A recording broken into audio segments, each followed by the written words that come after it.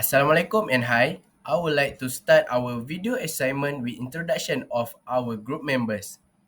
First, FARID AZIZAN bin Abdul Talib, MUEATAZ ABDULKAREEM bin ALAWI, RUSYDINA NAYLI binti ROSLI, AHMAD ANIQ AIMAN bin AHMAD KHAIRUDDIN, and myself, Muhammad Walid MUKMIN bin KHAIRUL ANUAR. So basically, this is our group discussion. The first discussion that we have made on 20 January with other group to collect their data and information about the assignment. Next, discussion were made among us on 21st January to divide the tasks and parts of video assignment. Next, we go to the title of assignments.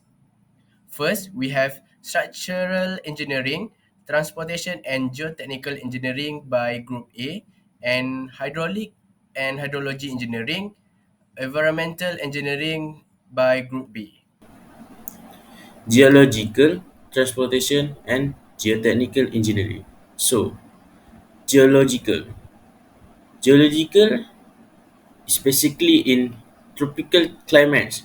A civil engineering project that involve geotechnical engineering face specific challenge due to unique combination of climatic, environment, and geological factor, such as is about landslide.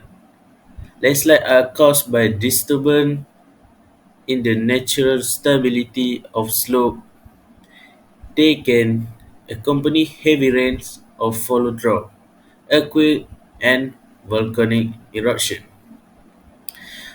Must Mudslides develop when water directly accumulates in the ground and result in the surge of water, settled rock, earth, and debris. Okay, next is about transportation.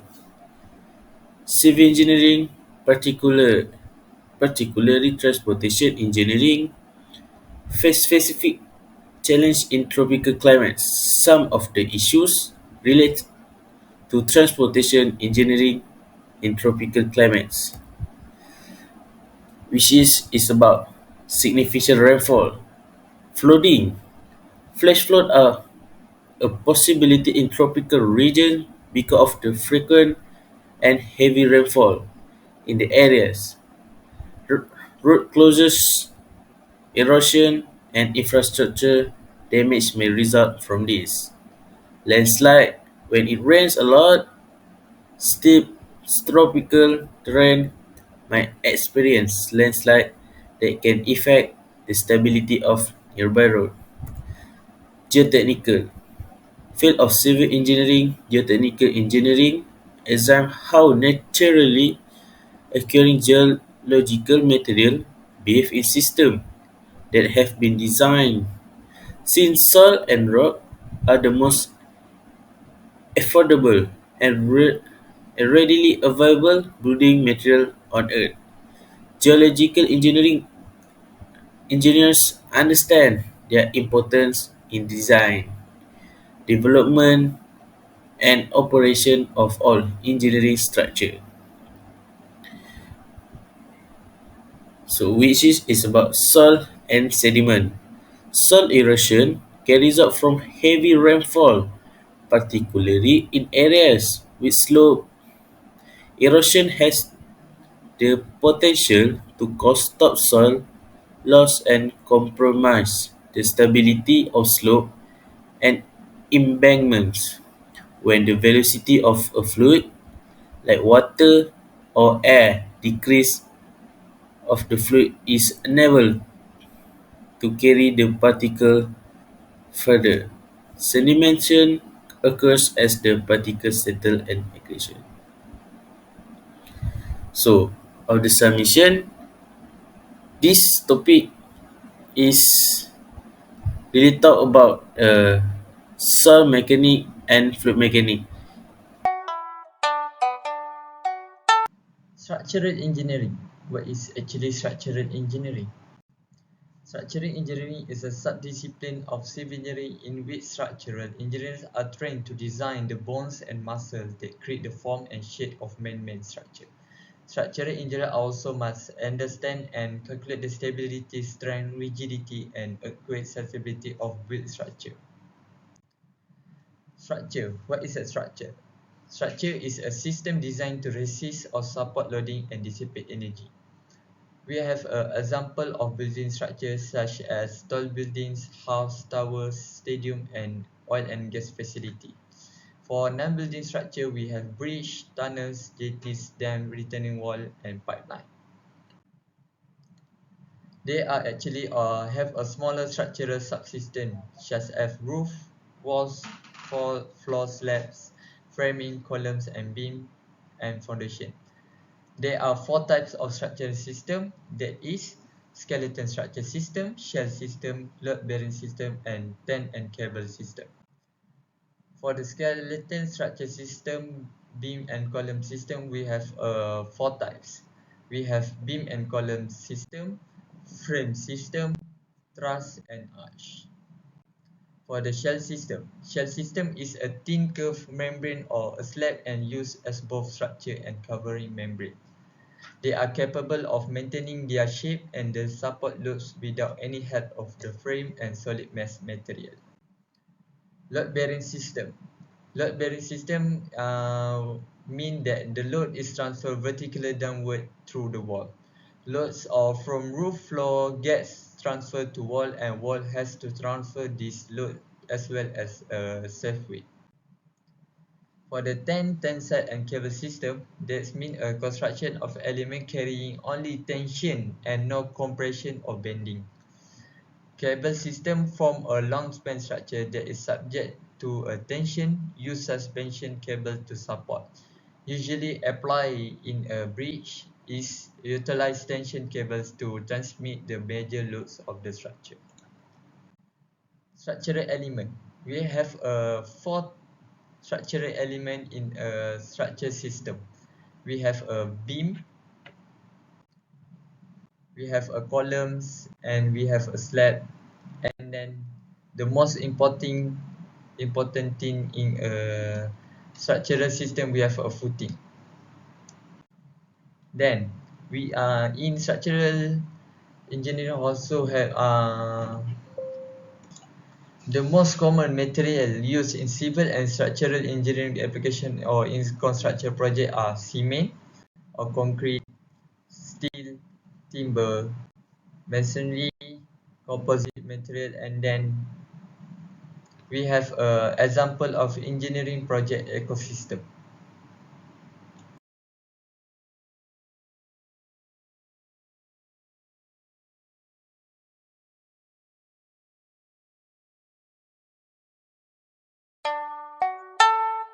For the summary of assignment 1 group A, they need to find a steel or concrete building structure of 3-story height in their local town. For the report, they need to include an explanation of architectural concept of the building, structural system of the building, highlight selective of element, material use, and additional interesting features. The selection of their building is Akoba Tower in Pasir Gudang. This is the map of Akoba Tower and the surrounding in Akoba Tower. This is a brief explanation about a system in a structural system, and then it's illustration of building frame, roof, and whole building in a structural system in Akoba Tower.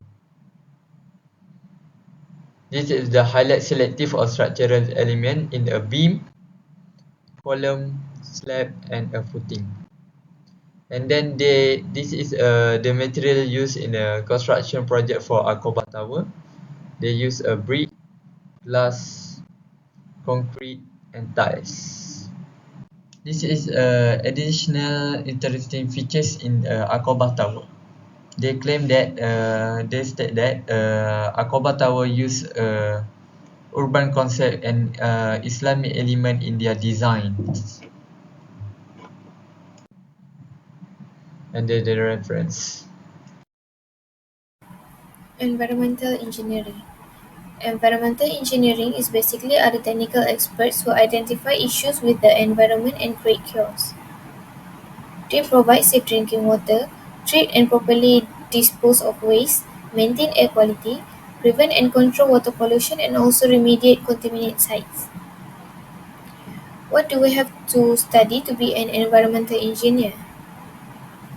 Environmental engineering field are education are multidisciplinary. They involve traditional engineering components such as mathematics, physics, chemistry, and engineering design. Besides, environmental engineering education and practice include a range of disciplines such as biology, microbiology, ecology, public health, geology, meteorology, economics, political science, and IT. To address the spectrum of issues facing the environment, E&E are broadly educated as well as technically trained. What do environmental engineering do?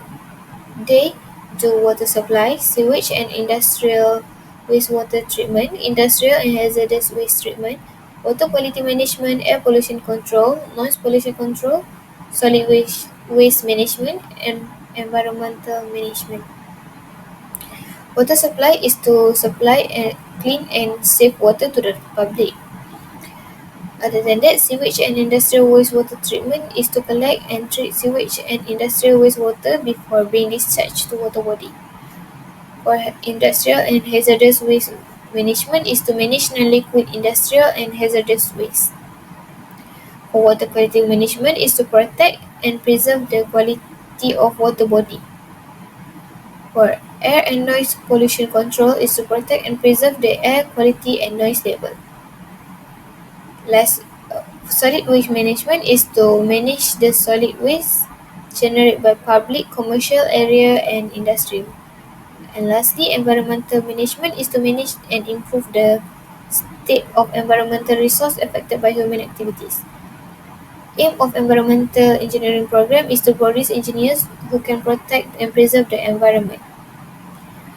For the summary of assignment group 2, assignment 2 group B, they need to find average water consumption and average energy consumption of two prayers buildings such as surau or temple per group. They also need to explain on how to determine the values and suggest a minimum of 3 strategies to produce the consumption. This is the average water and electric consumption in Surau Nur Saujana Muda at Sungai Buloh, Selangor. So this is the electric bill of Surau for September, October, and November.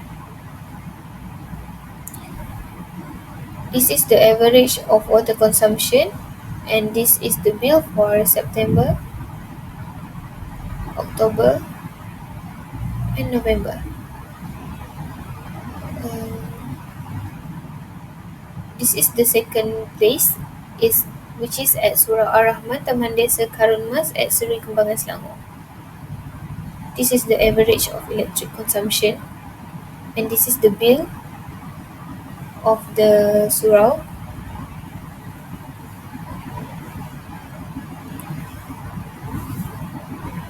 This is the average water consumption for Surau Ar-Rahman, and this is the water bill of surau. This is the suggestion of strategies to reduce the consumption. And lastly, this is how to determine the values of the consumption. Hydraulic versus hydrology.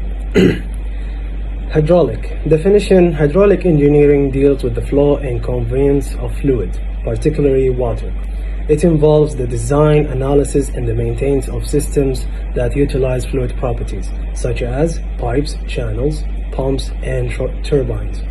Applications: hydraulic engineering is applied in various areas, including water supply systems, irrigation, drainage, flood control, and hydraulic structures, like dams and bridges.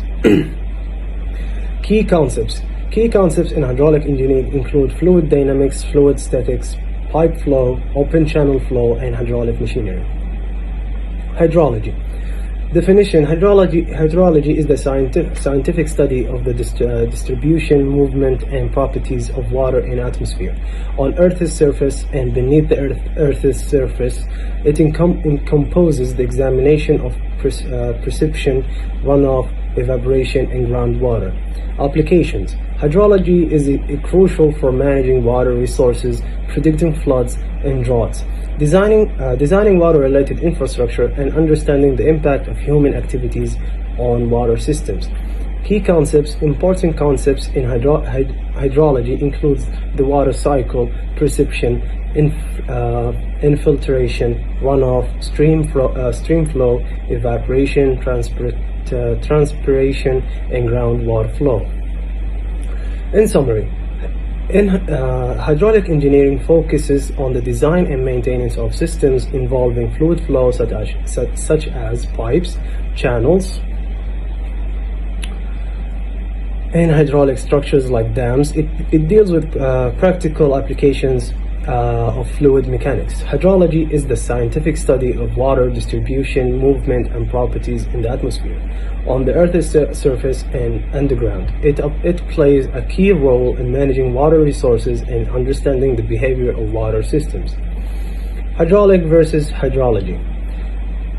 In essence, hydraulic engineering is more concerned with the practical aspect of fluid flow systems, while hydrology is focused on the broader scientific study of water in the environment.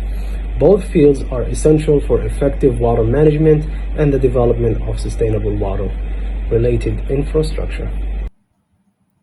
Subfields of civil engineering.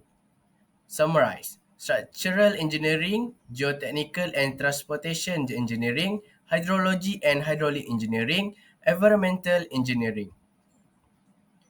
Structural engineering.